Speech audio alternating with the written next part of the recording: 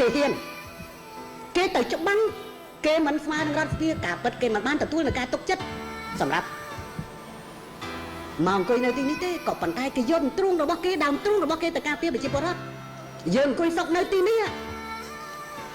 កងយុទ្ធពលខេមរៈភូមិន្ទកំពុងដេកនៅព្រៃនៅឡើយទេគេចេះទៀតទេគេចេះនិយាយដល់យើងថាប្រាក់ខែវាត្រូវតែមានខោអាវវាត្រូវតែមានស្អីឥឡូវកងយុទ្ធពលខេមរៈភូមិន្ទម្សិលមិញនេះសម្ដេចក្រមព្រះនិងខ្ញុំបានប្រជុំខាងយោធាទាំងព្រឹកទាំងល្ងាចក្រំតែខោអាវក៏ខ្វះដែរដូរថាដូរវាមិនតាន់គ្រប់ទៅចុះអាកម្លៀកបំពាក់ចាស់នោះវាមិនតាន់មានទៀតវាឡើយខ្ញុំសូមជម្រាបថាខ្ញុំនិយាយយ៉ាងនេះខ្ញុំពុះពៀនណាដើម្បីនឹងនិយាយនៅទីនេះព្រោះខ្ញុំដឹងថាទាំងគេទាំងខ្ញុំចង់បានណាបើបូកសរុបទៅវា2000គិតត្រួសខាងហិរញ្ញវត្ថុគិត